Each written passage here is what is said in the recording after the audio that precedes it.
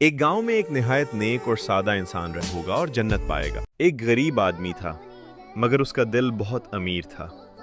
وہ روز صبح اٹھتا اور گاؤں کے راستوں میں پڑے گڑھے بھر دیتا تاکہ کسی مسافر کو تکلیف نہ ہو۔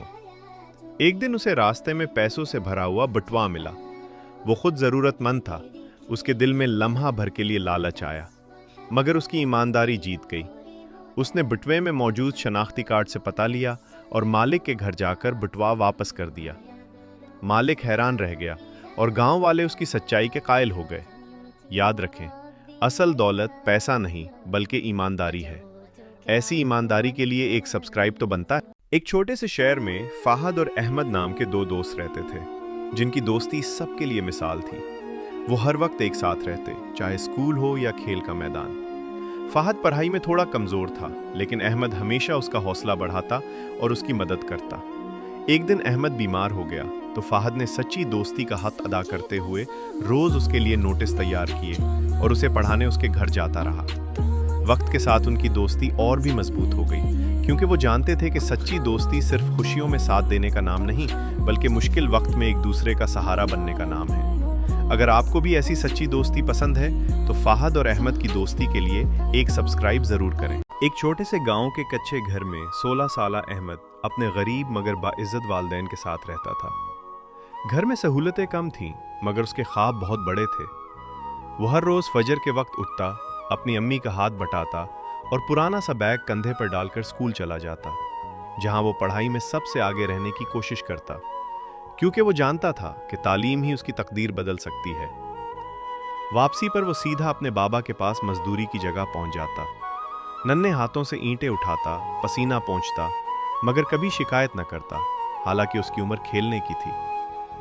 رات کو جب سب سو جاتے تو وہ مدھم روشنی میں بیٹھ کر دیر تک پڑھتا رہتا۔ آنکھوں میں نیند اور جسم میں تھکن کے باوجود اس کے ارادے مضبوط رہتے۔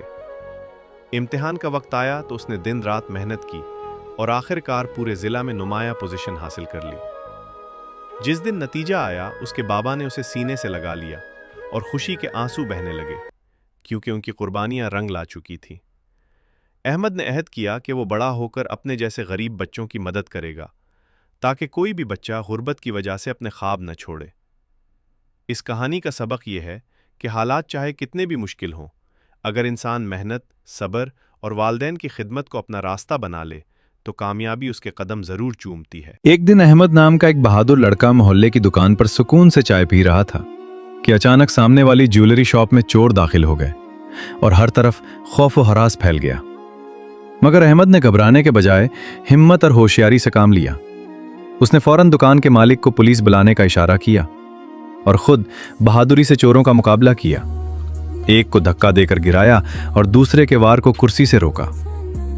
اس کی جرت دیکھ کر لوگ بھی آگے بڑھے اور سب نے مل کر چوروں کو قابو کر لیا۔ یوں احمد نے نہ صرف دکان بلکہ کئی بے گناہ لوگوں کی جان بھی بچا لی اور پورے محلے کا ہیرو بن گیا۔ تو دوستو، احمد کی اس بہادری کو سراہنے کے لیے ایک سبسکرائب ضرور کریں اور اس کی حوصلہ افزائی کرنا نہ بھولیں۔ بیٹا یہ روٹی کھاؤ۔ جی ماں، یہ بہت سوادشٹ ہے۔ تم دو لیا کھا سب سے اچھا ہے، میرا دل خوش ہو جاتا ہے۔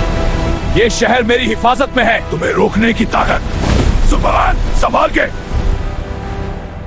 میں یہ طرح سے سلطے تمہاری آخری میرا بھائی اٹھو پلیز۔ हे भगवान मेरी मदद करो। मजबूरों में सीख सकता है इसे। वो सबसे बड़ा हीरो है। माँ, आप ठीक तो है ना? बेटा बस थोड़ी कमजोरी है। सुपरमैन भी यही होते तो कुछ करते। भाई दुकान पर काम चाहिए। नहीं, यहाँ कोई जगह नहीं है। हटो भाई, रास्ता दो। माँ, मैं आ गया। सुपरमैन की याद आ रही है। दोस्तों, ये सिर्फ मेरे लिए नहीं है, ये हमारी माँ के लिए भी है। देखो, सब्सक्राइबर काउंट बढ़ रहा है, हमारी मेहनत रंग ला रही है, वो ठीक हो रही है। ये सब तुम्हारे सपोर्ट की वजह से। Thank you.